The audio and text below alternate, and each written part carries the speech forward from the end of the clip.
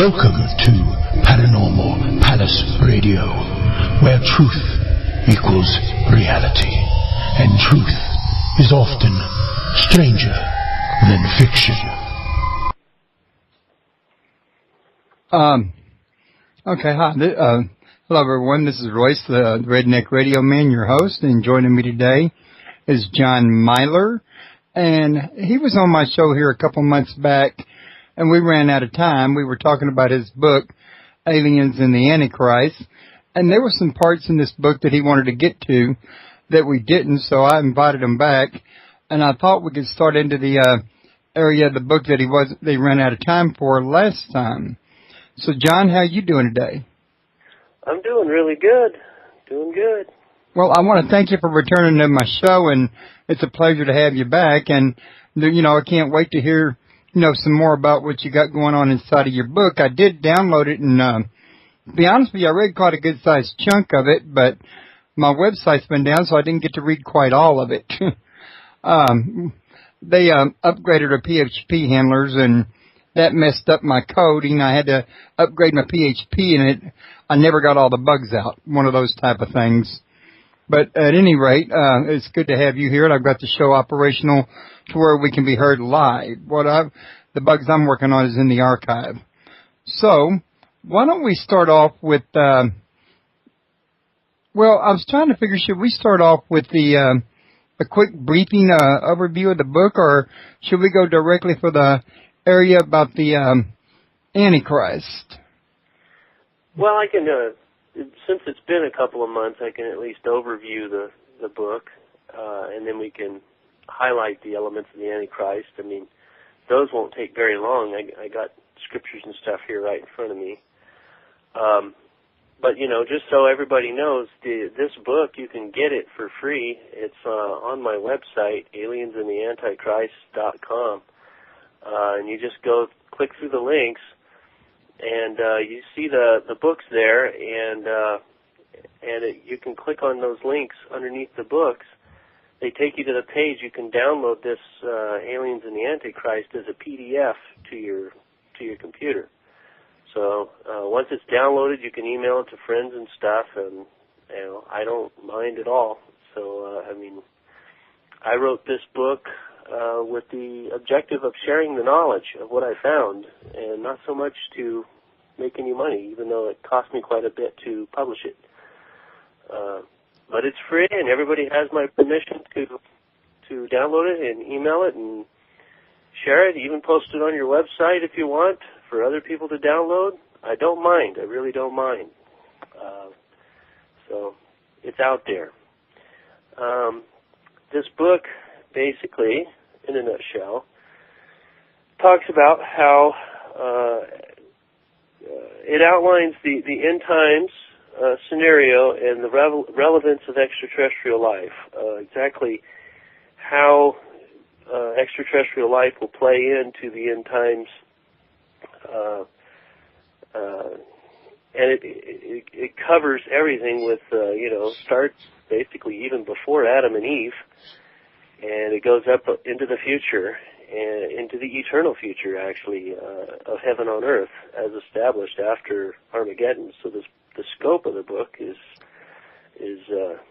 pretty vast as far as time frame is concerned.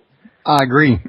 Yeah, and it talks about all the locations, the heavens, the realms of hell inside the earth, the multidimensional universe.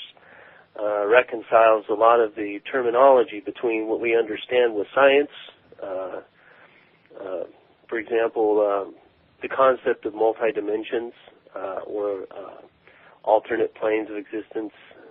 We speak of these with those kind of terms in science, but the Bible uses other terms that basically refer to the same thing. When the Bible talks of heavens, the Hebrew word shamim basically is referring to outer space, where it first alludes to in Genesis 1:14, and in many other places. And if you just look it up in Strong's Enhanced Lexicon, it will show you that one of the definitions of the heavens, with an S, is outer space. But I believe the Bible is actually a lot more clear with respect to the fact that the nature of the universe is multidimensional. And so when it's speaking of heavens, including outer space, it's the multidimensional universe.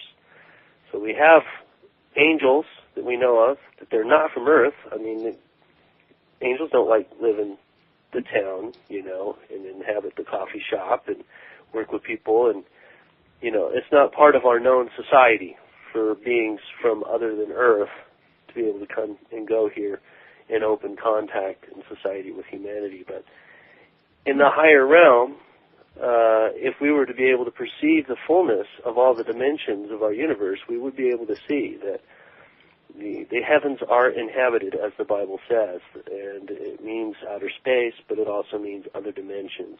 So there's planets out there, they're filled with life, and a lot of that life happens to be very sentient, powerful beings that we know of as angels. The Bible has a lot of other terms to refer to these beings as well. And the Bible tells us that there's fallen angels and there's faithful angels. Some of them fell with Satan, and so there's this big deception. And the book basically covers all of these elements. And then, of course, that brings me to a lot of background that basically helps me to be able to explain what's going to happen in the future with the rise of this person known as the Antichrist.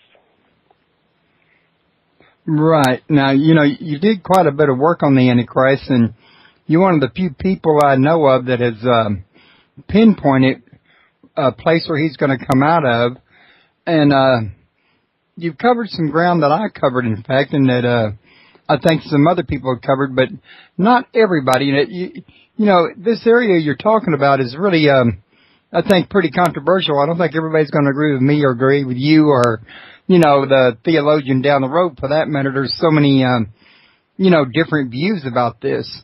The one thing I can say, though, is you actually quote the actual verses you feel like go with this, in other words. Mm-hmm.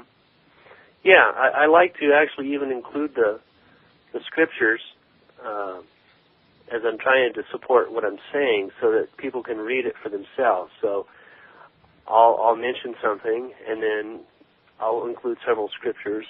I actually don't include them all, but I do include key verses so that people can read it and not have to actually have the Bible and jump to it constantly, although I would recommend that you have a Bible written. If there's other editions of the Bible, other translations that help, be willing to, check out other translations, because anybody that knows about translating, it's very difficult. Well, also there's the fact that from one Bible translation to the next, some of the words change, and sometimes even the meanings, if you're not careful. And I don't think it's always meant to, but I think it sometimes just happens out of the act of translation. It can, yeah. I mean, sometimes you'll get a better feel for the context by reading something like The Voice, Sometimes you want something that's a little bit more precise, so you'll go with the extremely verbose, amplified version, which, that's kind of ridiculous. We sort of make fun of that one in my church because it's so, they'll take a simple 5-word sentence and turn it into a paragraph. If for anybody that really has a beef about translating, they should really take up some Hebrew and Greek and Aramaic and Latin and go to some of these older versions and actually look them up and make yourself familiar with some of the actual words. Like I did. I really wanted to understand what's the Bible talking about when it's talking about heaven, so I went to the source. Oranios is the Greek word for the heavens, and Shamim is the Hebrew word for the heavens. And I'm referencing Strong's Enhanced, and I'm reading the actual definitions, and then scriptural context with those definitions, so I can see the places where this word is used and the kind of context that it's used in. And that way, when I say, when the Bible is talking about the heavens, it actually means outer space is one of its definitions, and that's straight out of Strong's. And there's scriptures like Genesis 1:14 that tell you exactly where to look. And yep, God created the heavens and the earth, and it actually references the sun, the moon, and the stars as the abode of the heavens. So that's the first reference I know of, and that's the way that one in particular sticks into my head.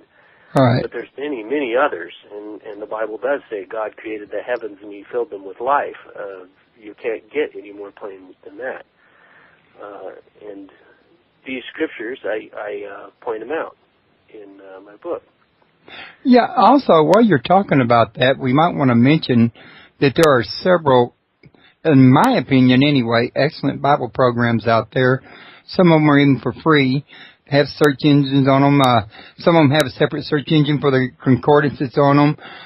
They have the King James, like with Numbers, for example, that you can actually be reading it. And you get, eSword, that's my favorite program. That's the one I use. I love that program, and I used that when I wrote this book. Yeah, because you can just mouse right over that number, and it's the whole definition. Strong's Enhanced Lexicon, integrated right into it. So, there are definitely some tools, if you want to learn more about it, that will actually make your job easier and make you more efficient, especially if you want to do like this man's doing and write a book. There's certainly no shortage of information out there on, if you're really digging for a meaning of something and you want to be as true to the Word as you can. I mean, there's books on archaeology. I got here the IVP Bible Background Commentary, the Bible Teacher's Commentary, the Teacher's Bible Commentary. I mean, it's just on and on. And each one of these books has a slightly different take, or they'll reference other ancient texts and cross-reference things, and they give you all the information so that you can synthesize that and then kind of assess for yourself, which argument for any given particular interpretation has the most weight. Instead of necessarily just taking someone's word for it, you can read these things and kind of gather your own, perspectives on it. Exactly, and as all the ancient Jews would tell you, the people that actually were, back there in the original language or that are still familiar with it, is that you cannot translate without reading the actual context it was written in, because no matter what translation you have, the meaning's going to change from context to context.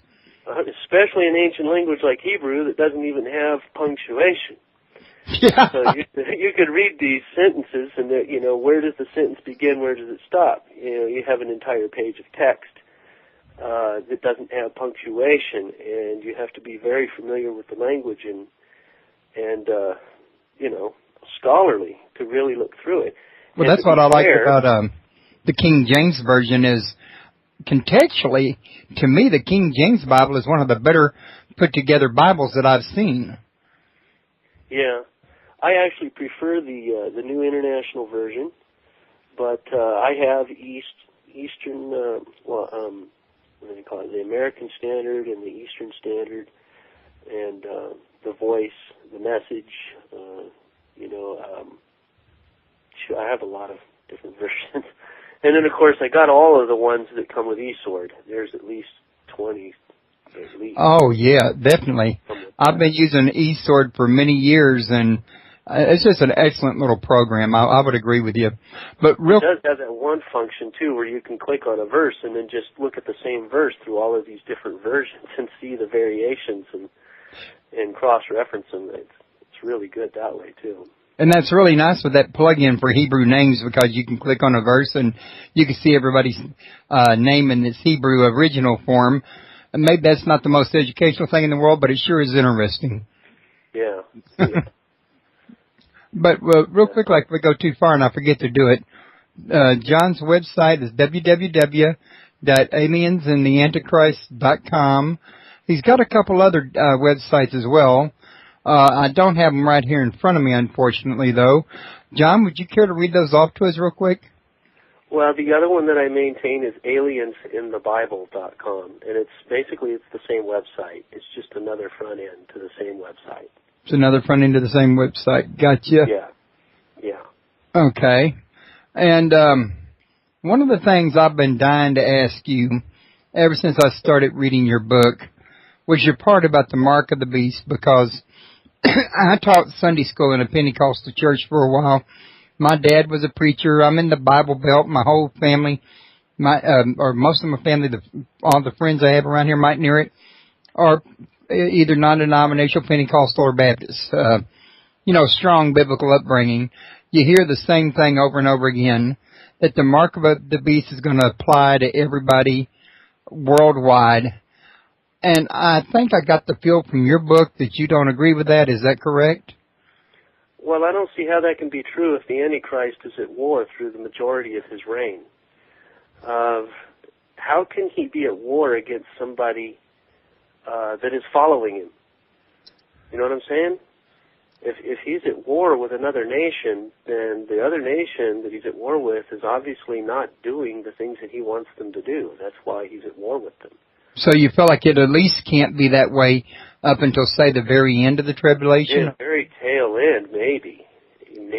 And even then, I don't think so. The first 3.5 years is going to be peaceful, so then that just gives him 3.5 years to implement a global policy, to try to implement it. But during that second 3.5 years, that's where all the war is going on. And there's nations that are harboring. I believe the Israelites are going to be harbored in Jordan, hiding out in Petra. So there's one country right there that's probably going to be holding out until the tail end. And look at them. What kind of resources do they got? Not a whole lot. So I don't see how, you could say that every nation in the world is going to be part of this economic system. He'll certainly try, but the fact that he's at war is an indication that he's not going to be entirely successful. And then the fact that in the very tail end, he's going to turn all of his attention to the Jews to eradicate them in Israel as an indication that he may not actually successfully get everyone on board with his program. But it does talk about the formation of the eighth kingdom, the eighth worldwide kingdom. So, he will have probably a majority of the planet. There's just no clear indication that it's going to be the entire planet. Right. And then also, even after Armageddon and all of this crazy stuff happens, one of the first things that the believers that survive this, there's going to be survivors to this, and one of the assignments of the new saints is going to be to go out to all the world to preach the gospel and the coming of the new kingdom and the arrival of Jesus. So even though all of this stuff happens all over the planet, there's going to be people that don't even know what all has happened, remote places in the world or whatever, and there's going to be saints, glorified saints, that are going to be traveling the world looking for remnants of pockets of civilization that are somewhat isolated and letting them know, hey, there's some new stuff going on in the planet. God is actually here among the people, and you might want to go down there and take a look. And there's going to be a road that's going to be created. People from all over the world are going to be traveling this road to the New Jerusalem. And, to see the wonders of God in heaven on earth. It really sounds incredible. Putting it in such a real-world, down-to-earth context, but that's what it says, literally, and that's basically how I interpret the Bible. I interpret for what it says, just like any other book. Read it, believe what it says, like any book. I think that that's how it's intended. And then, unless there is unless the literal interpretation is straight up impossible, in which case the Bible never fails. It'll tell you, if it's a symbolic interpretation that's intended, it'll tell you. And it'll tell you what the symbols mean. It interprets itself. It's not rocket science, believe it or not. It's for the most part, the Bible self-interprets, and you can read it like any book and just take it for what it means. That's why I believe, when the Bible tells you that there were beings that came from somewhere else, they integrated with humanity, they bore these children that were the Nephilim, and that they were giants, and that God brought the flood of Noah to destroy them. people try to explain all these things by, well, they weren't really giants. They were this or they were that. Those weren't really angels. They were, other interpretations, like they were nobility, or they were from the line of Seth and invading with the line of Cain, and that was some sort of forbidden union, even though the Bible doesn't really say that.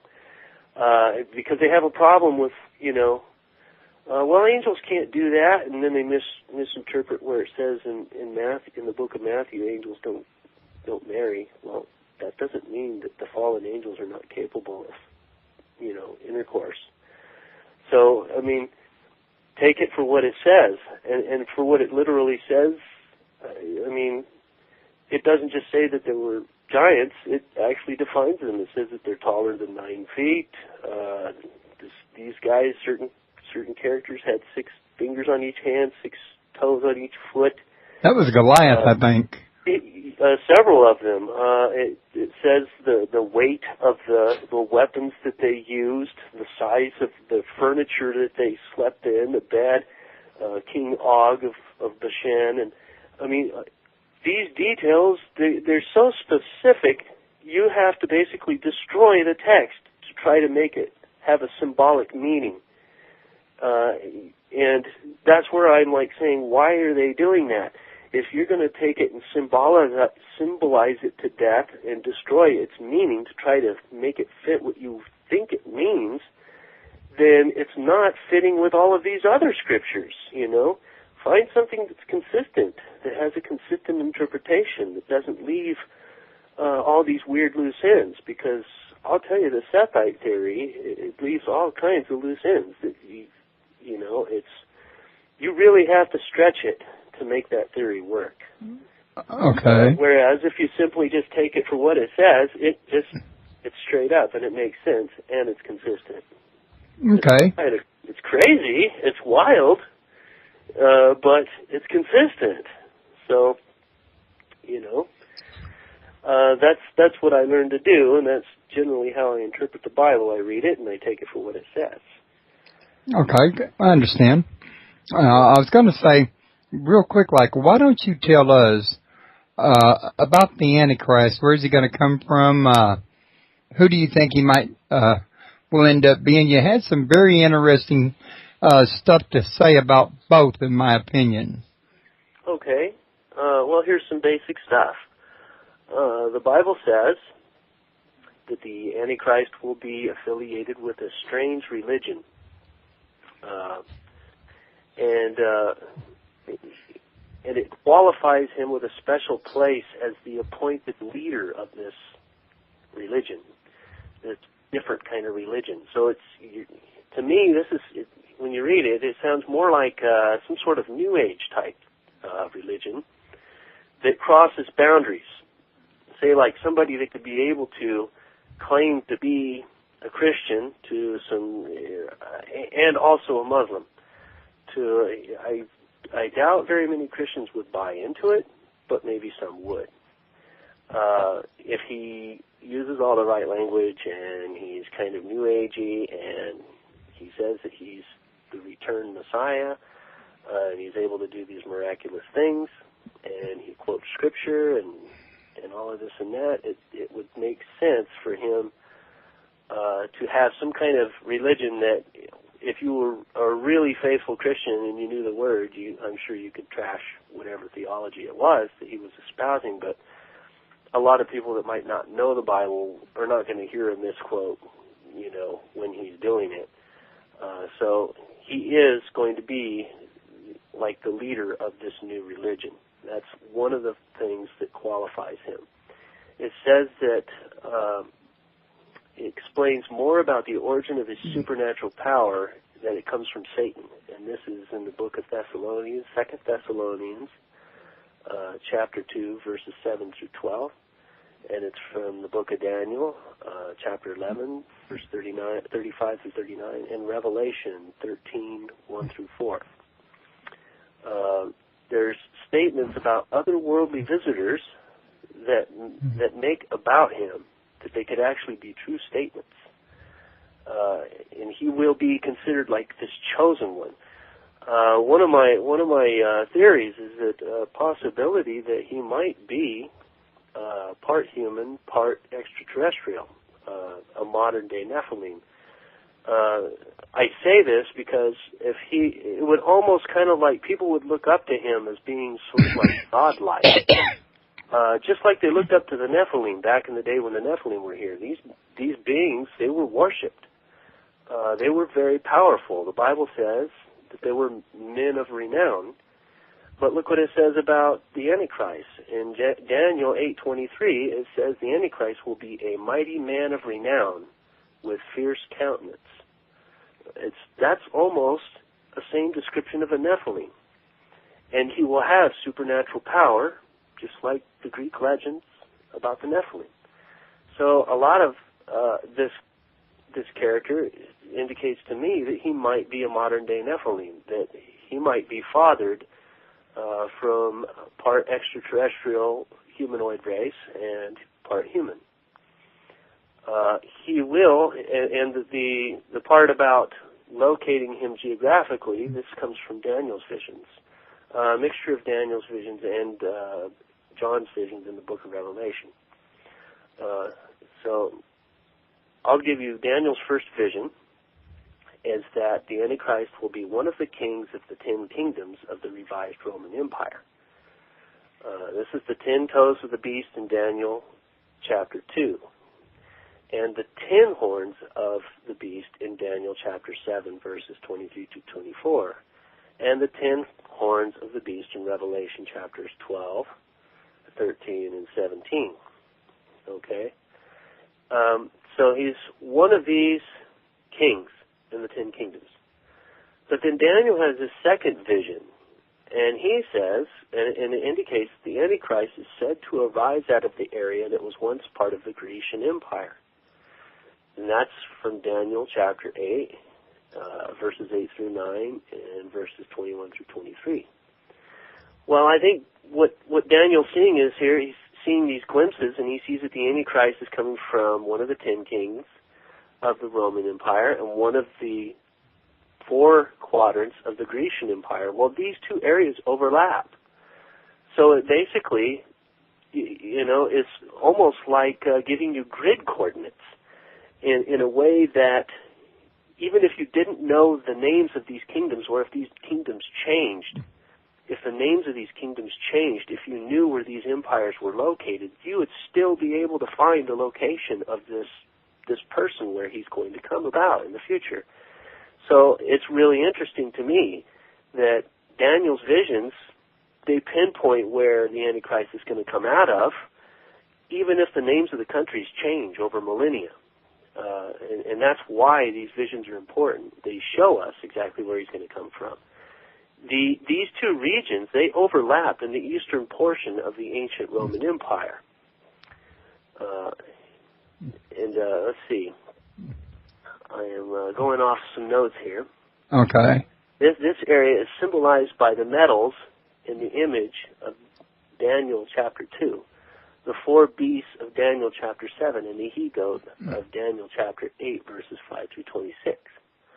And Daniel has a third vision, and he's shown that the Grecian Empire will be divided into 4 parts, and that the death of Alexander the Great, who we know that it's about nowadays, is given in Daniel 8, chapters 8 through 9, 21 through 23, and chapter 11, verse 4. And then Daniel saw which of these 4 beasts that the Antichrist would arise from, and this is the Syrian quadrant. So he highlights this area where these two kingdoms are going to overlap, and it's the Syrian quadrant of the ancient Grecian Empire. And that is an area that it's Lebanon, Syria, Palestine, Iran, Jordan, Iraq, all those Middle Eastern countries right in that little clustered area. And then there's other scriptures that narrow it down to the ancient country of Assyria. In the book of Isaiah, chapter 10, the Antichrist is actually called the Assyrian. Here I'm reading from Isaiah. Therefore, thus saith the Lord of hosts, O my people that dwell in Zion, be not afraid of the Assyrian. He, who, I'm paraphrasing, is the Antichrist that we're talking about here. He shall smite thee with a rod, and shall lift up his staff against thee in the manner of Egypt. So this whole passage here is a prophecy about the coming of the Antichrist, and it specifically mentions him as the Assyrian in Isaiah chapter 10, verse 20. In the book of Micah, chapter 5, verse 3 through 6, it again calls him the Assyrian. And this man shall be the peace when the Assyrian shall come into our land, and when he shall tread in our palaces. Then shall we raise against him 7 shepherds and 8 principal men, and they shall waste the land of Assyria with a sword, and the land of Nimrod in the entrances thereof. So you have 2 scriptures here from 2 different prophets, Isaiah and Micah, both calling him the Assyrian. Daniel narrows him down as coming from the Grecian Empire, the Assyrian quadrant of the Grecian Empire, which also happens to be part of the Roman Empire. The Eastern kingdoms would be in that region. So there's plenty of scriptures that tell us exactly where he'll be, and then there's also the fact that in the book of Revelation, he's mentioned as the little horn, and in Daniel chapter 7, verse 8, and verse 24, and chapter 8, these are all scriptures that talk about him coming from the land of ancient Assyria. So it's pretty clear where he's coming from. It's right over. It's not here in the United States. I think we can definitively say that. I think we can definitively say it's not. He's not coming from many of the places that people have espoused through the years, like Germany and Europe. No, he's definitely coming from this ancient Assyria, which is a small cluster of countries, and he's mentioned as the little horn, and the smallest country there is Lebanon. So my bet would be he's probably going to come out of Lebanon, and the fact that Lebanon is part Christian, part Muslim population is another indicator that he'll be able to understand the people with those 2 religions and somehow develop a theology to bridge the gap between them. Countries here that I'm talking about, he's also said to come directly from the north of Egypt, and that's listed in Daniel chapter 11. So it's north of Egypt. So this area is modern Syria, Lebanon, Israel, Jordan, Saudi Arabia, Iraq, and Iran. And out of those listed countries, I said the smallest one is Lebanon. So I think that's most likely. Most likely. So okay. We know where he's coming from. We know what he'll act like. We know he's going to be the leader of this religion. The Bible actually refers to him, it mentions a biological seed. Okay, in Genesis chapter 3, verse 15, that's where we see the first reference to Satan. I will put enmity between the woman and between thy seed, speaking of Satan, and her seed, Eve's seed. And, okay, the word for seed, Eve's seed, okay, that's a biological child that is referring to who became Jesus, okay? So why would the seed of the woman be a literal seed? Because literally Jesus was the Son of God, biologically. And it says, thy seed, Satan's seed, indicating that the Antichrist will be a biologically spawned from Satan himself. So it looks, if you're reading it and interpreting it as it literally states, that the Antichrist will be a Nephilim from Satan, part human, part devil. and that's where he'll get his power from. And then, of course, when we understand the origin of the Nephilim as being otherworldly, integrated with a multidimensional cosmos, and we integrate that level of theological thinking with a more scientific view of the outer space, matching something somewhat like Star Wars or Star Trek, but with a theological mindset to it, Satan is going to be, to some people, he'll look like this just really incredible being from another world. But the people, who truly know what they're looking at, they'll be able to not lose their theology in, seeing, that the heavens really are populated and such, that the Bible actually speaks about these things. They just need to get past the terminology in order to see it. Yeah, and in fact, when I was reading about that in there, it brought to my attention the fact that my study of the Bible, unless my memory's getting really old, was that Ashur was the king of Assyria originally, if I'm not mistaken. And it says here in Genesis 10:9, referring to Nimrod, if you start at verse 9, he was a mighty hunter before the Lord, wherefore it is said, even as Nimrod the mighty hunter before the Lord, and the beginning of his kingdom was Babel, this is verse 10, Erech and Akkad and Calneh and the land of Shinar. Out of that land went forth Ashur, and built it Nineveh, and the city of Rehoboth and Calneh. Now, the thing that I'm really brought this out to my attention was out of all these tables of nations, it never really said, pardon me, I apologize for that, it never really said who begot Ashur. It said he came out of that city. It doesn't say who begot him. Is that because he wasn't per se begot by a human father, that he could have been part Nephilim and part human? And it wouldn't have been out of context if he were, because I can tell you that Nimrod was most likely a Nephilim himself. The Epic of Gilgamesh, which is documented in Sumerian, speaks about a king, and when you look into the translations of it, the name is very similar to Nimrod, and it documents a story about a king who built a tower to escape a flood.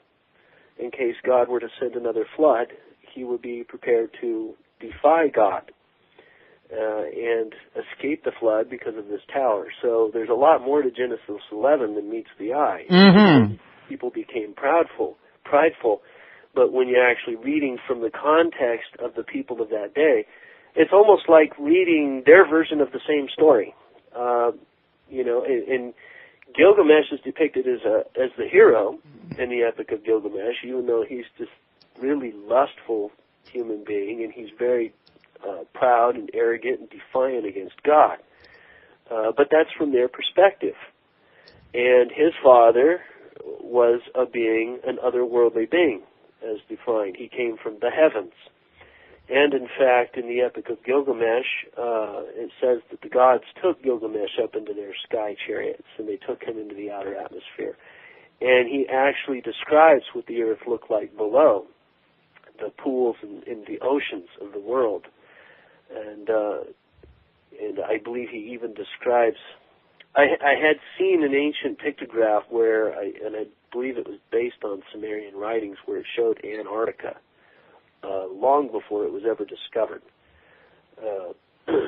But this is, given in the Epic of Gilgamesh, he describes this encounter with these otherworldly beings, that he's the progeny of otherworldly beings mating with humanity. So it's the same story of Genesis chapter 6 repeated again after the flood, which we know it happened because there are giants in the world even after the flood. Right.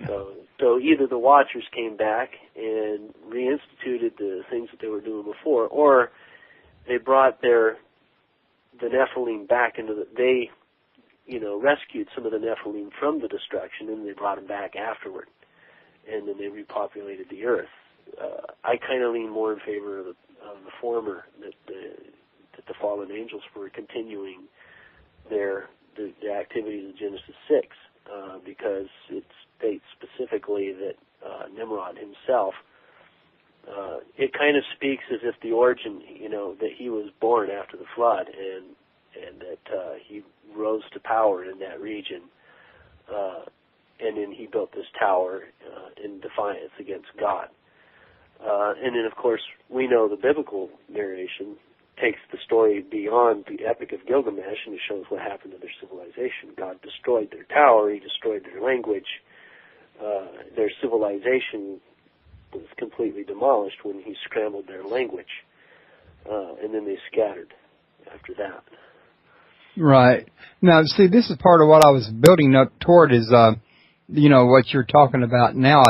It seemed like it all fit together like a jigsaw puzzle. And another piece that I think it fits in with is in Revelation, where he mentions the beast that was and is not and yet is. This could be speaking of a Nephilim, in other words. Asher was a Nephilim that was not. That was and then was not. And if a Nephilim, like you say, takes back over, or if Asher is still alive, a long lifespan that some people have said they've had, or their angelic immortality, well, then that could put the whole thing together, don't you think? Yeah. The Nephilim were. God destroyed them in the flood, and they came back. And then they seem to disappear again, but they're not. I think that they've changed their tactics. They're not giants anymore, but I think that they're still here. Their bloodline might be diluted. Maybe they're not here like specifically first-generation Nephilim, but I do believe that they're here among us.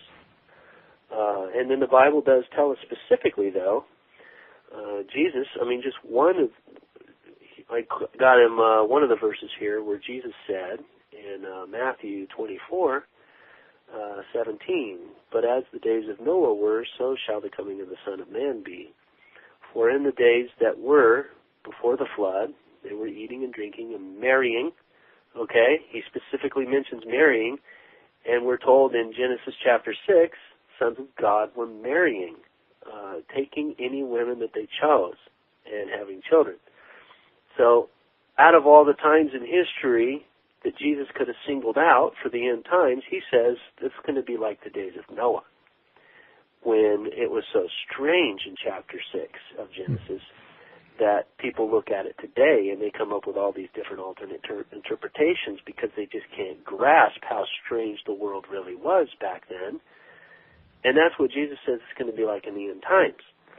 And what kind of strange things are we seeing now that people have a hard time grasping and fitting into our context of reality? We see these extraterrestrials. And, Christians in particular have a hard time linking that with the Nephilim and the events of Genesis 6, but it's right there. Once you understand a little bit more about the terminology and you cross that barrier, and you hold on to the things that are important. Just because you believe that there's life in outer space, that doesn't mean that you don't believe that Jesus came to Earth. That doesn't mean you have to concede that Jesus himself is an extraterrestrial. I'm a Christian, and when I say that I believe that Jesus is the only begotten Son of God, that's exactly what I mean. He's not an alien. He's the one that made them, if they do exist.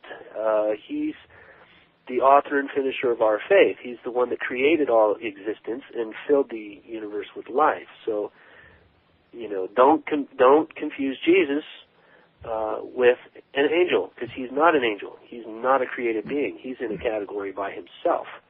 Whereas angels, they're created beings, and there's a lot the Bible does say about them that the people generally, they think that the Bible says things, but they don't. The Bible doesn't say when the angels were created. The Bible doesn't say that angels are sexless beings. The Bible does not say, where angels are right now, other than to say that they're in the heavens. So all these different things that people think the Bible says, it doesn't. And in fact, the more you read about angels and study, what they are, what they're capable of, where they come from, what they do, what's the origin of angels, the more you understand that they very well could be the same thing as extraterrestrials. Okay. Let's see, and Jesus said, in the end times, it's going to be like the days of Noah. And there's other scriptures, too, that talk about wars that are coming in the future that tend to be, they look like they're wars that are going to involve otherworldly battles. And in fact, one of the ways that I believe the Antichrist will be catapulted to worldwide fame will be otherworldly conflicts, and the country that he's going to be in charge of and his alliances with these otherworldly beings are going to help him and those in his kingdom overcome otherworldly invaders. And this is going to catapult him to global fame. People will see him as like, wow, this is someone who can save us from otherworldly powers. When in fact the whole thing will just be completely orchestrated as a means of, him obtaining godlike status in this planet. Right. All right. But not to get off on a fear tangent, but the Bible also talks about how when the heavens open up, and all this demonic stuff and, fallen angels and stuff start to come into this world, into open contact, God's faithful angels are going to be here too.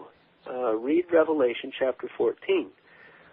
Starting with verse 6, it says, "And I saw another angel fly in the midst of heaven, having the everlasting gospel to preach unto them that dwell on the earth, and to every nation and kindred and tongue and people." So here you have angels actually coming and preaching the gospel to people all over the earth, and they're flying in the midst of heaven. So what's that going to look like? What are they going to do? Talk to people that are not going to be hearing them, not going to be seeing them? Obviously, they're going to be visible. They're going to be heard in every language on earth and in every planet, or every nation on earth. So angels are going to be joining people in the battle against deception. What's that going to look like? Might these angels actually have some kind of technology? It's another misconception that people have. Angels don't need technology. Angels don't use technology. Well, where does it say that in the Bible? It doesn't. And in fact, it talks about strange things that angels use. The chariot of Israel, for example. A flying vehicle that angels ride in. We read about the sword that God placed around the tree of life to keep Adam and Eve from going there. And this is like a flaming sword that flies back and forth by itself. Basically, that's a force field.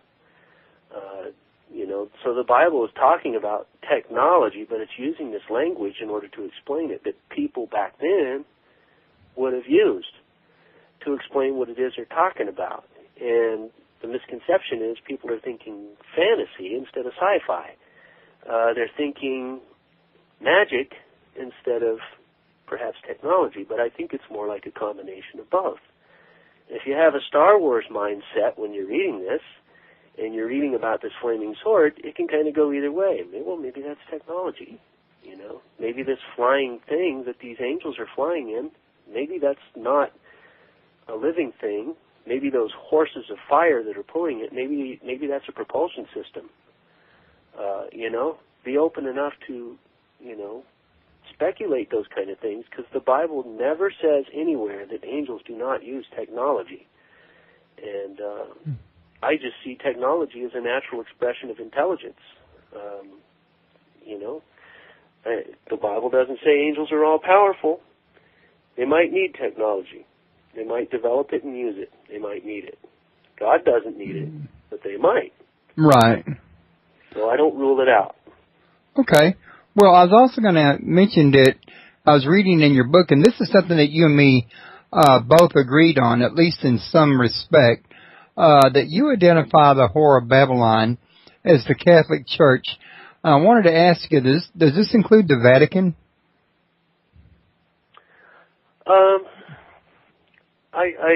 I believe that there are, even if the organized religion of Catholicism gives sway and endorses the Antichrist, for example, in some sort of symbolic gesture or whatever, that there will be a lot of Catholics, obviously, that are not going to buy it.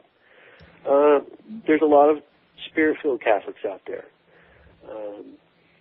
There's a lot of people that are Spirit-filled that are not necessarily endorsing a doctrine that is correct. It's just, it could be straight up wrong, but they actually know God. And this is something that it's kind of hard to explain, but I believe that people know God at a spiritual level that can even defy doctrine and errors in doctrine. I think to a certain extent, almost anybody would have to agree that nobody's right about their doctrine 100%. Everybody's going to be wrong about some things.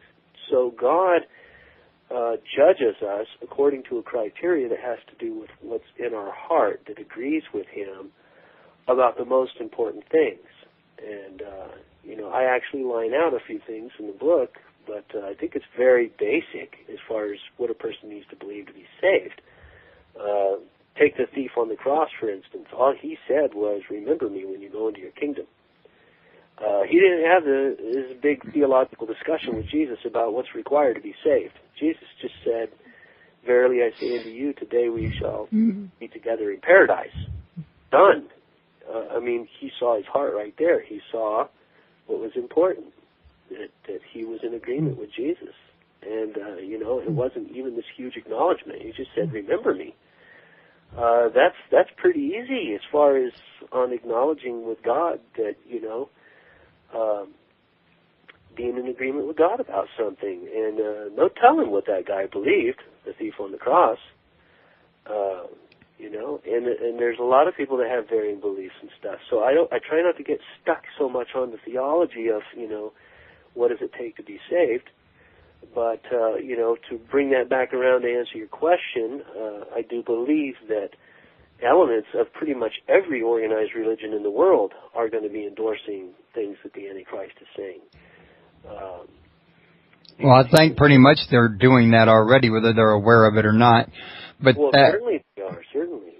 But that wasn't really where I was going with that. You see, during my research into this, it just never quite made sense to me. The Roman Catholic Church, or even the Mother Church itself, was so much the Antichrist, or the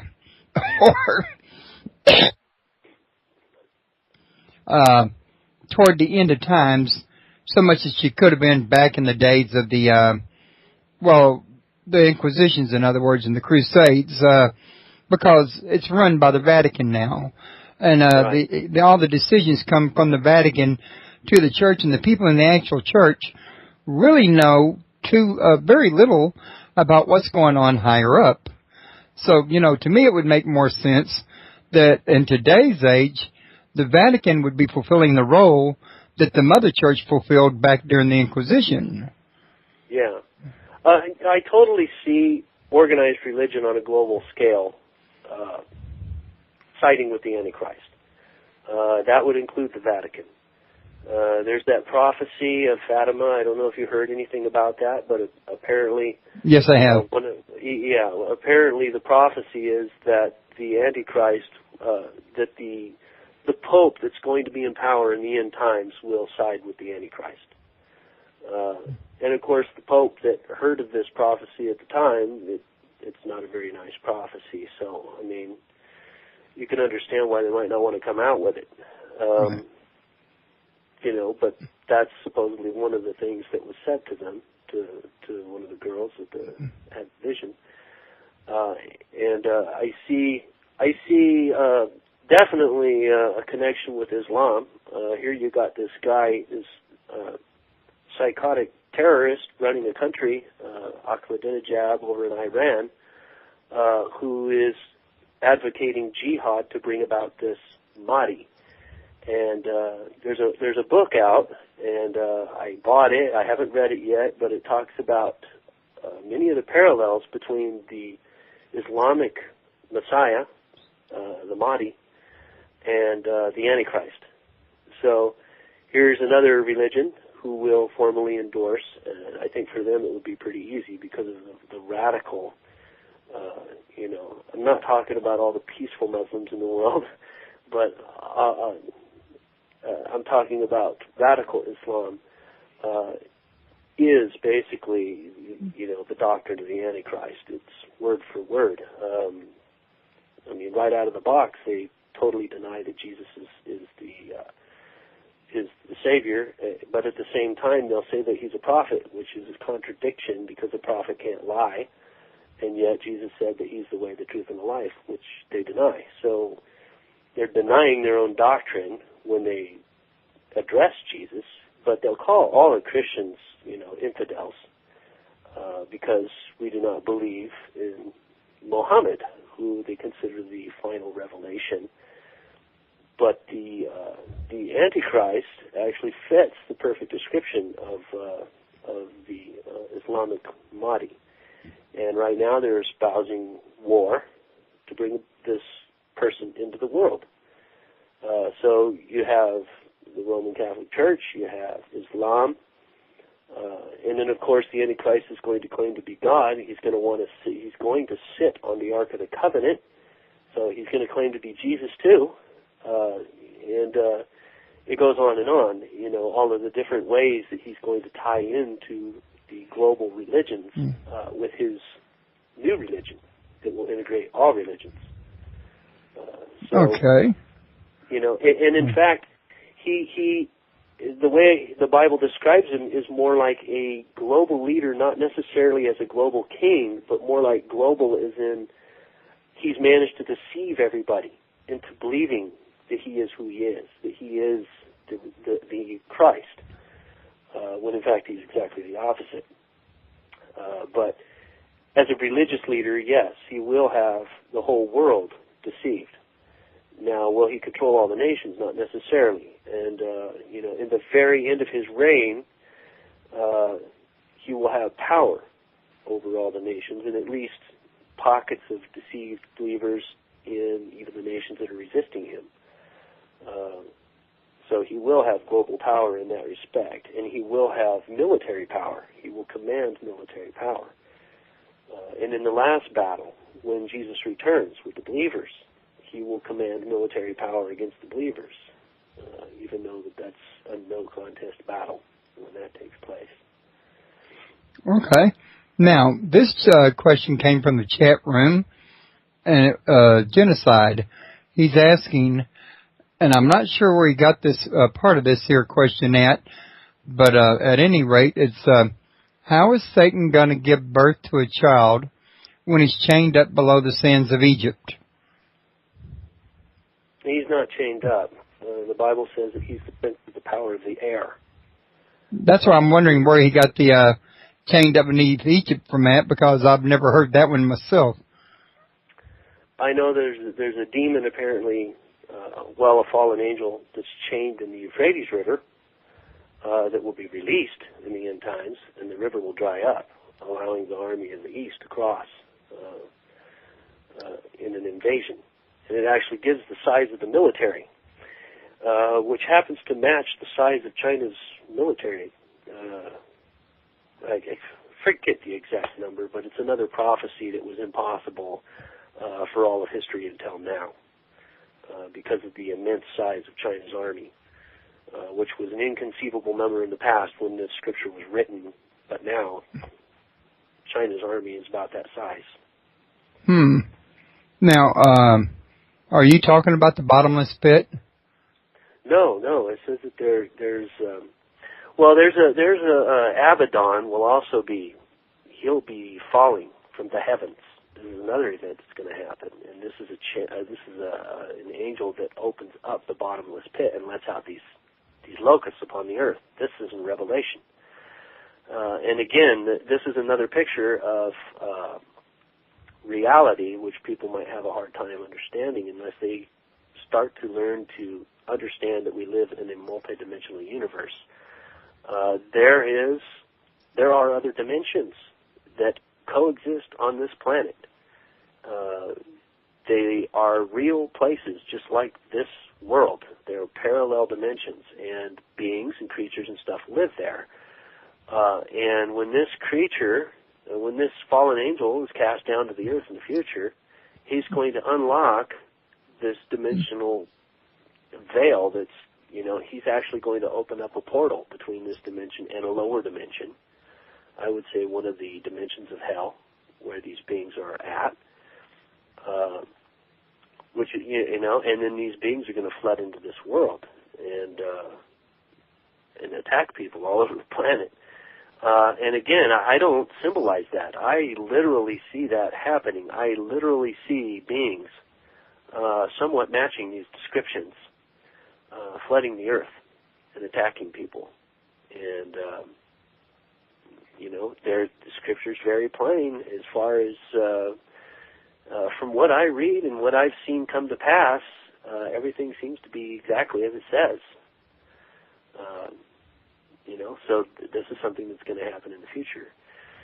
But the angel that's chained up in the Euphrates, that's another scripture that talks about how this being will be released, and it's going to use its power to dry up the Euphrates River and allow the army of the east to invade. And this is during the battles of the end times. Well, that's pretty interesting in itself.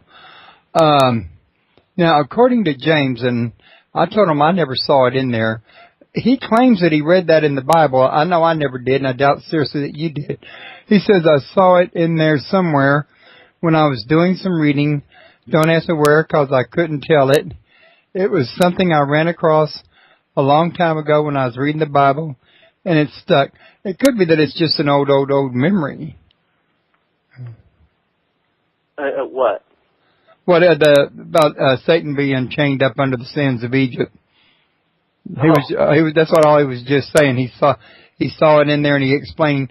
But he was saying himself it was a long time ago, but it stuck in his mind.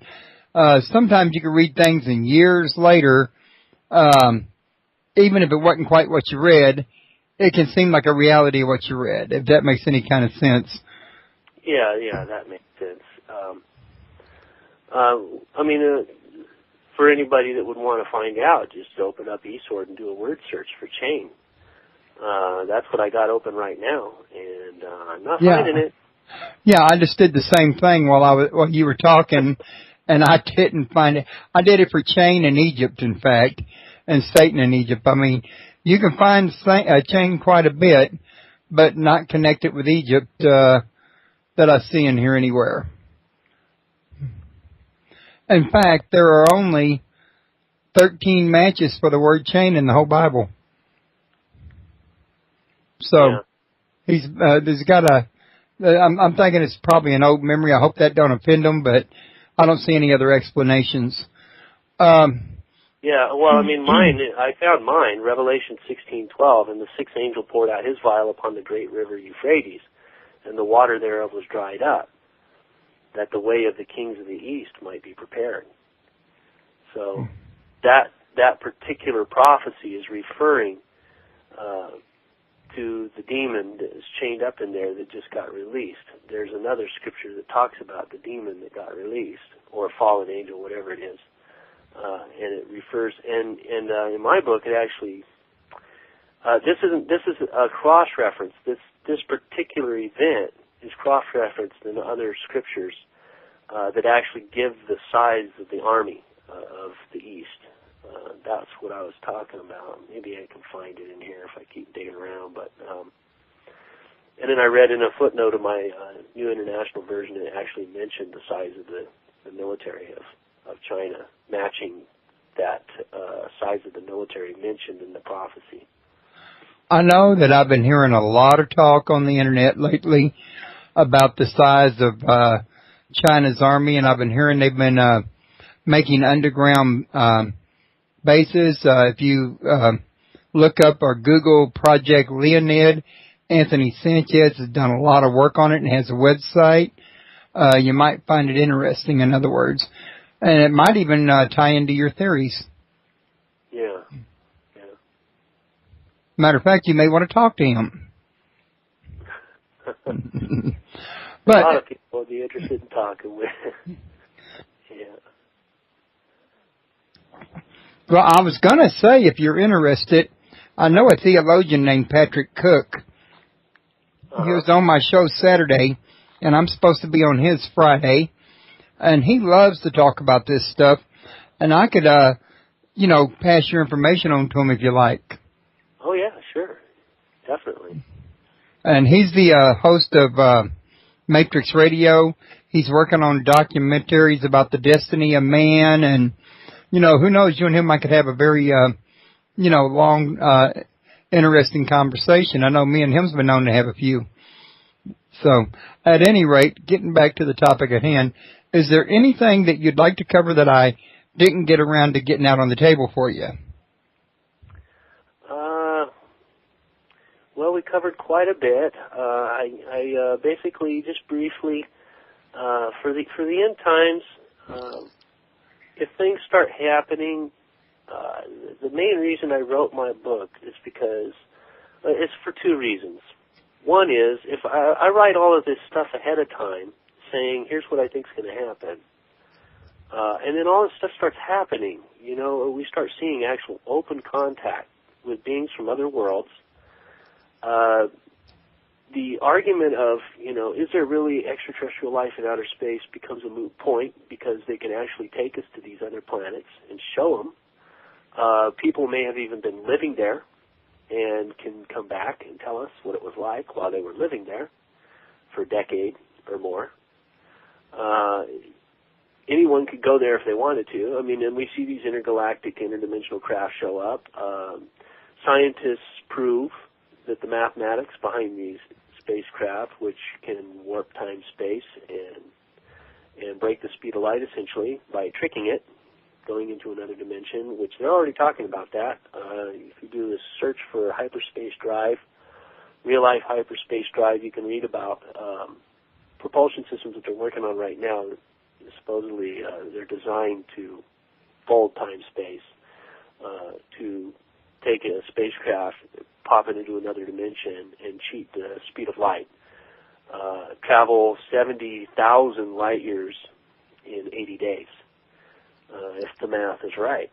And, when we have the math, we can build the technology, go to these other planets, and see for ourselves that this is true. There really is life out there.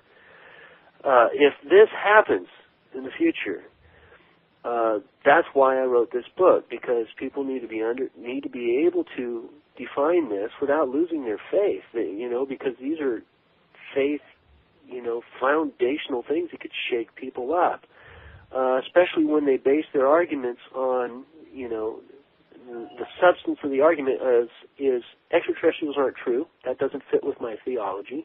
It just doesn't work, period. It's a lie. It's a deception. And yet they'll be able to see it for themselves. The technology's there. Not only have people been there, we can go back and forth. We've designed the technology that does it. If they had really any doubt, they can get on a spaceship and go there themselves and see it for themselves. So the idea of life in outer space, beings on other worlds, all of that actually can be true. And yet everything in the Bible still be true with respect to Christ, with respect to salvation, with respect to every single word that's given in the Bible, because the Bible actually talks about these things. You just need to have eyes to be able to read it, see it for what it's saying, consider possibilities, and ask questions. And that's basically what I did. I'm exploring possibilities of interpretations that allow for this kind of a reality to exist, and you could still be a Christian and still hold on to your faith in the face of all of this. And, I think one of the reasons why this deception in the future is going to be so powerful is because it's going to have so much truth to it. It's going to have a lot of truth in it. I mean, if there really is extraterrestrial life out there, that's going to mess a lot of people up. They're going to have a hard time fitting that with what they read in the Bible.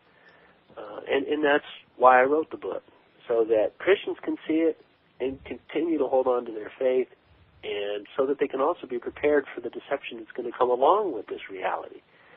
As this new reality is breaking into the world, it's going to have a way of tearing down religions and basically, taking people who've held to a certain belief, a certain mindset on their life, and it's going to shake them to their foundation, down to the roots of what really is real about what they believe. But I am addressing these ahead of time, so they'll be prepared for that shaking, and it won't be so traumatic. And that's the main issue. That's why I wrote this. That's why I'm giving it away out there on the internet for free, and I just want to get the word out. Well, Genocide was just saying in the chat room, and this is not a question, is aliens and God can coexist. But I was wondering, do you agree with that statement? God created them. He created us. He created them. The Bible even tells us that God created the heavens and with life, the heavens and all the life therein. It's very clear cut. There's scriptures that tell us that. So yes, God and extraterrestrial life can coexist, because they do. Okay.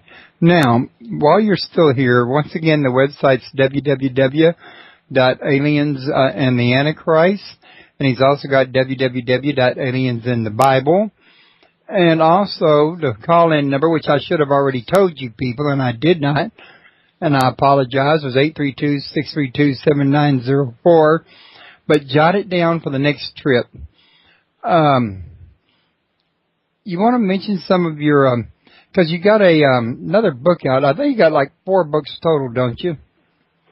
Yeah, I have Aliens in the Bible, which is a precursor to Aliens and the Antichrist. You can think of it as a first edition, and I talk about some of the similar topics, but a wider range of topics. And Aliens and the Antichrist basically addresses the deception components that are coming in the future, the link between the Antichrist and extraterrestrial life, and expounds upon that. The other 2 books, one is just a sci-fi book, and the other one is called The Eagle Star Prophecy. It's basically my personal testimony about how God basically took me to heaven when I was 12 years old, and he revealed himself to me as being the God of love. That was basically the essence of that dream. And then again, when I was 21 years old, he revealed himself to me and actually spoke his name audibly in my ear. Before I was really fully able to fully accept who he was, he spoke audibly in my ear after I woke up from a vision and asked who it was in my vision. I heard his name spoke in my ear. So those are basically the highlights of that testimony, and how I came to be a born-again Christian, in spite of everything else that happened to me in life. But those are free too. They're on my website for anybody that's curious about those. And just as a side note, the scripture, I found the scripture here that talks about God coexisting with other beings that he created. This comes from Colossians chapter 1, verse 15 through 18. He who is the image of the invisible God, the firstborn of every creature. For by him all things were created, okay? All things, talking about all life, that are in heaven, so all things that are in heaven. I believe the word there is oranios, refers to the heavens, okay? And that are in the earth, visible and invisible, so things that we see, things that we do not see, referring to multi-dimensions, whether they be thrones, so we're talking about kingdoms here. Kingdoms have kings and inhabitants, or dominions or principalities or powers. All things were created by him and for him, and he is before all things, and by him all things consist. And he is the head of the body of the church, who is the beginning, the firstborn from the dead, and that in all things he might have the preeminence. So he's talking about the creation of the heavens and the earth and everything that is in the heavens and the earth and things that we can't even see. Most people think of this in terms of, okay, that's heaven. That's not here. That's not the universe. But the universe includes heaven. The universe is multidimensional. Earth is a subset of the heavens. So it's just a matter of understanding the nature of heaven as the Bible actually discusses it. And I do have a chapter that's devoted just to that. Here's another one. Revelation chapter 12, verse 12. Rejoice ye heavens, Shamim, that's the plural. Rejoice ye heavens, and ye that dwell in them. The word there, heavens, is the same word used in Genesis chapter 1, verse 14. Anybody that wants to look it up, Strong's Enhanced, can look at that. That's the same word that's used as the abode of the sun, the moon, and the stars. Revelation 12:12. Rejoice ye heavens, and ye that dwell in them. Woe to the inhabitants of the earth and of the sea, for the devil is come down unto you having great wrath, because he knoweth he hath but a short time. Okay? Revelation 13:6. Okay?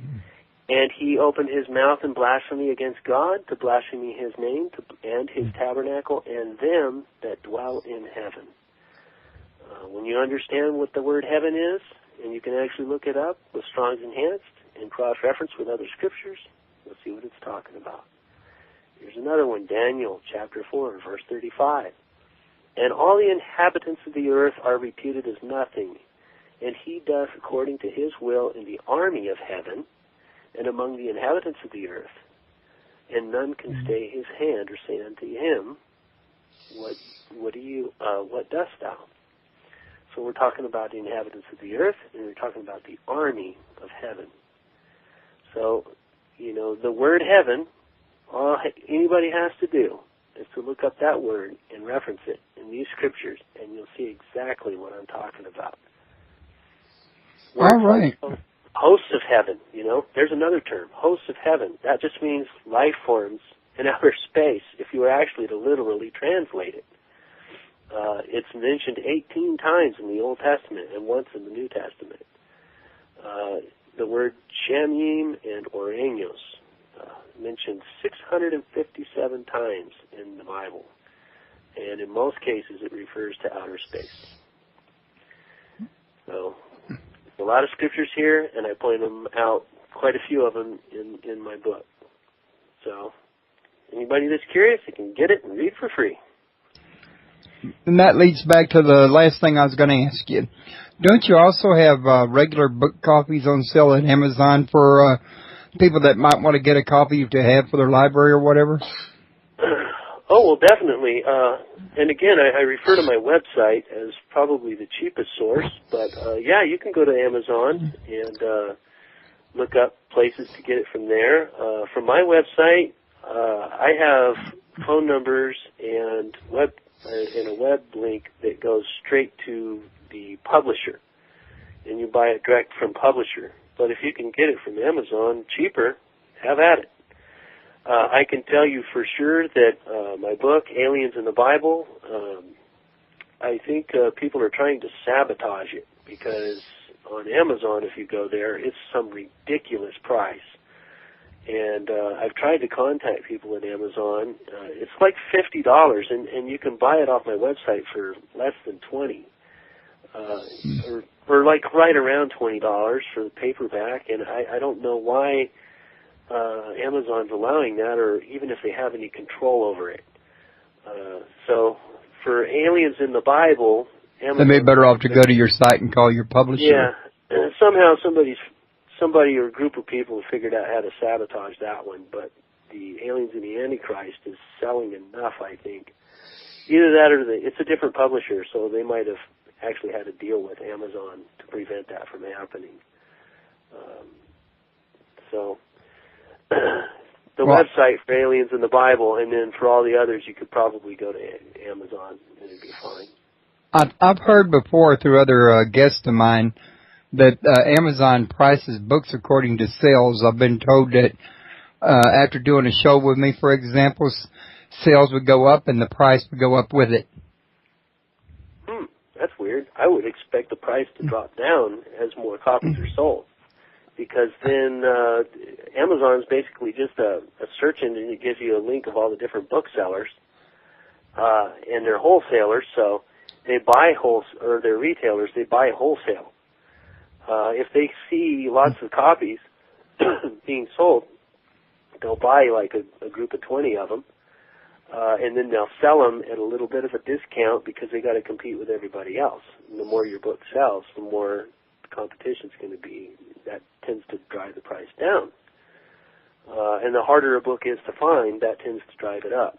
And Aliens in the Bible is probably a little harder to find, so some of the people that have it, they're figuring they're going to sell it like a collector's item or something, when in fact it's still in print and you can just go to the publisher and get it. All righty.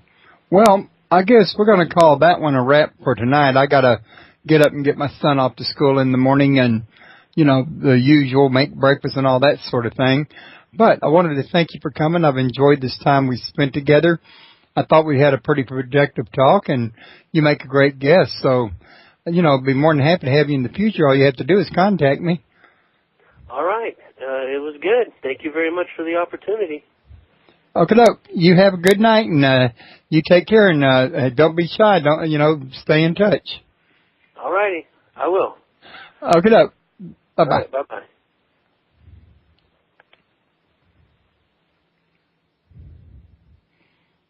Okay, everybody. Don't forget to stop by and see me this coming... Well, hold on just one second. Okay. Everything seems to be functional. Just want to make sure I didn't disconnect myself and be talking to the air. Stop by this Saturday, September 29th. My guest will be Steve Andrews, also known as Bard of Eli. And we'll be talking about herbs of the Northern Shaman. And it should be an interesting time we spend together. And I haven't got October shows up yet, but I will. For those of you that are visiting my archives, recently when I had to redo my script, my archives messed up in such a way that I can't post HTML in there like I used to, and it's causing me not to be able to format right. And I mean, I could post the show to it, but it doesn't look right, and I'm not able to make available the link to Amazon that I used to make available. The ones that were already there are fine, but the ones that I'm doing now are not fine. I'm working on that. I may have to get a whole new site script. I don't know yet. Maybe there'll be an upgrade soon. So, don't forget to visit my friends at World UFO Today.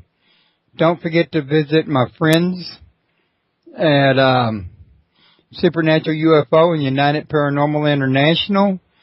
And don't forget to visit my radio favorites. I think you'll enjoy them. UKPN Radio with Gary Brown, the host. JimHarold.com with Jim Harold, the host. Micah Hanks' Gralien Report. And Mark Snyder's Ohio Exopolitics. Those are fantastic shows. I think you'll enjoy them. And again, don't forget to recommend my show to other people. Let's try to get some people in the chat room. We're going to have more people to talk to. And we'll call that one a wrap. Y'all have a good what's left of the week, and we'll see you Saturday. And don't forget, couldn't have a show without my listeners any more than I could without my guests. Been doing nothing but listening. You're still taking part, and it's highly appreciated. Until then, we'll see you the next time.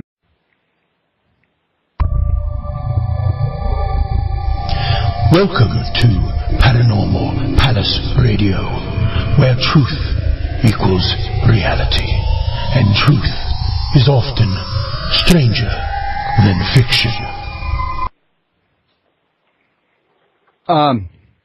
Okay, hi.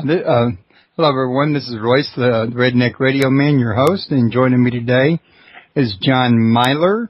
And he was on my show here a couple months back, and we ran out of time. We were talking about his book, Aliens and the Antichrist, and there were some parts in this book that he wanted to get to, that we didn't, so I invited him back, and I thought we could start into the area of the book that they ran out of time for last time. So, John, how you doing today? I'm doing really good. Doing good.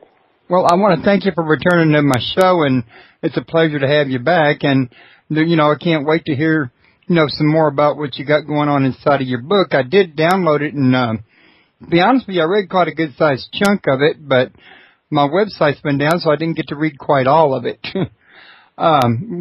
They upgraded our PHP handlers, and that messed up my coding. I had to upgrade my PHP, and I never got all the bugs out, one of those type of things. But at any rate, it's good to have you here, and I've got the show operational to where we can be heard live. The bugs I'm working on is in the archive. So, why don't we start off with, I was trying to figure, should we start off with a quick briefing overview of the book, or should we go directly for the area about the Antichrist? Well, I can, since it's been a couple of months, I can at least overview the book, and then we can highlight the elements of the Antichrist. I mean, those won't take very long. I got scriptures and stuff here right in front of me. But, just so everybody knows, this book, you can get it for free. It's on my website, aliensandtheantichrist.com. And you just click through the links, and alludes to in Genesis 1:14, and in many other places. And if you just look it up in Strong's Enhanced Lexicon, it will show you that one of the definitions of the heavens, with an S, is outer space. But I believe the Bible is actually a lot more clear with respect to the fact that the nature of the universe is multidimensional. And so when it's speaking of heavens, including outer space, it's the multidimensional universe. So we have angels that we know of, that they're not from Earth. I mean, angels don't live in the town, and inhabit the coffee shop and work with people. And, it's not part of our known society for beings from other than Earth to be able to come and go here in open contact in society with humanity. But in the higher realm, if we were to be able to perceive the fullness of all the dimensions of our universe, we would be able to see that the heavens are inhabited, as the Bible says, and it means outer space, but it also means other dimensions. So there's planets out there, they're filled with life, and a lot of that life happens to be very sentient, powerful beings that we know of as angels. The Bible has a lot of other terms to refer to these beings as well, and the Bible tells us that there's fallen angels and there's faithful angels. Some of them fell with Satan, and so there's this big deception. And the book basically covers all of these elements, and then of course that brings me to a lot of background that basically helps me to be able to explain what's going to happen in the future with the rise of this person known as the Antichrist. Right. Now, you did quite a bit of work on the Antichrist, and you're one of the few people I know of that has pinpointed a place where he's going to come out of. And you've covered some ground that I covered, in fact, and that I think some other people have covered, but not everybody.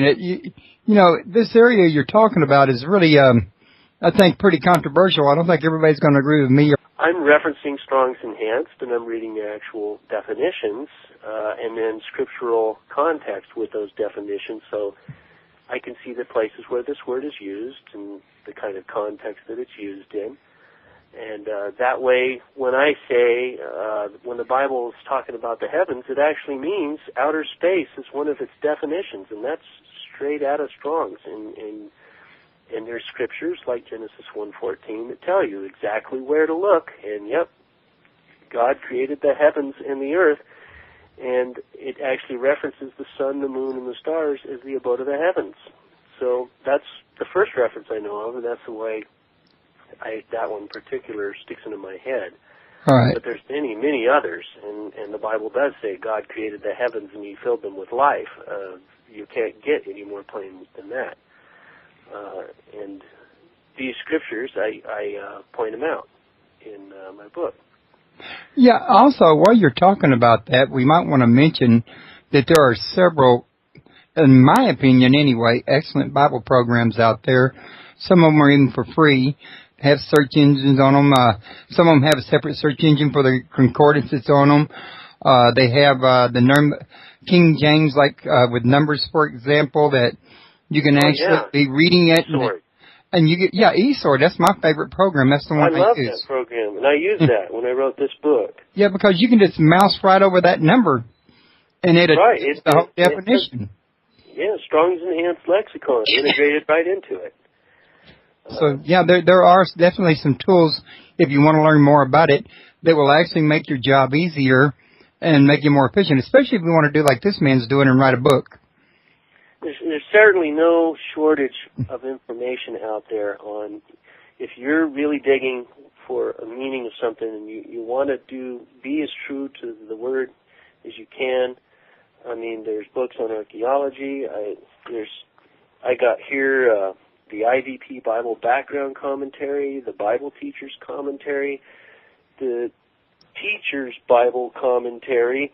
I mean, it's just on and on. You see the books there, and you can click on those links underneath the books.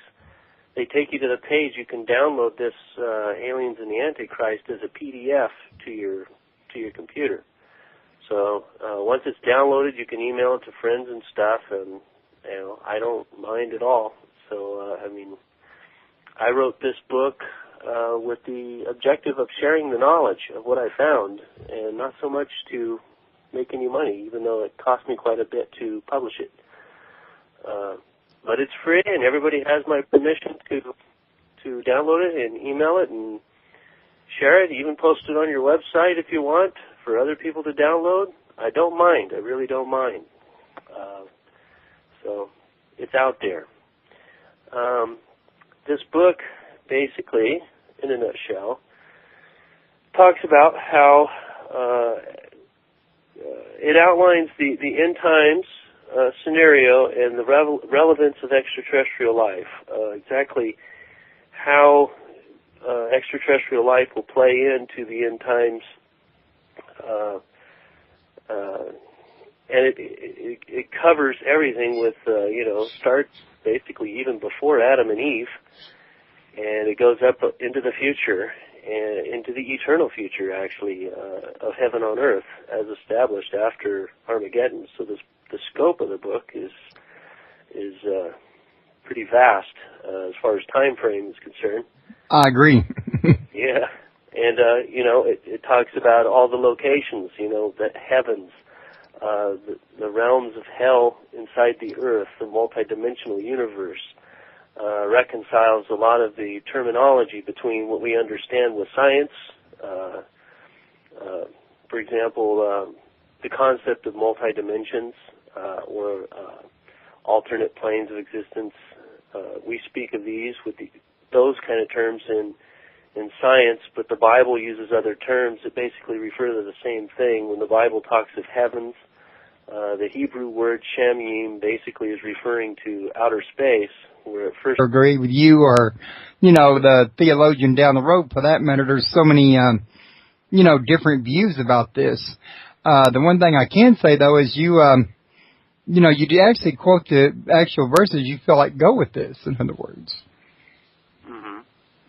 Yeah, I like to actually even include the scriptures as I'm trying to support what I'm saying so that people can read it for themselves. So I'll mention something, and then I'll include several scriptures. I actually don't include them all, but I do include key verses so that people can read it and not have to actually have the Bible and jump to it constantly, although I would recommend that you have a Bible written.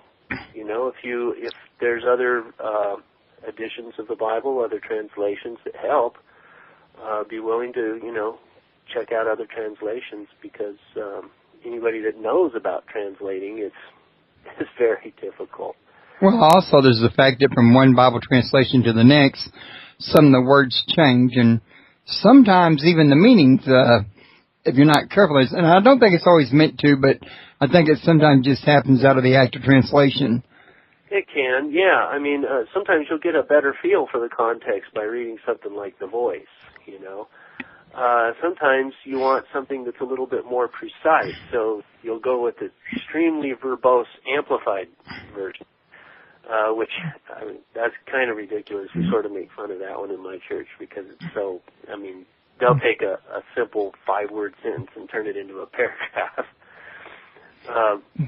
But you know, if for anybody that really has a beef about translating, they should really take up some Hebrew and Greek and Aramaic and Latin and go to some of these older versions and actually look them up and you know, make yourself familiar with some of the actual words. You know, like I did, I really wanted to understand what's the Bible talking about when it's talking about heaven, so I went to the source. Oranios is the Greek word for the heavens, and Shamim is the Hebrew word for the heavens. And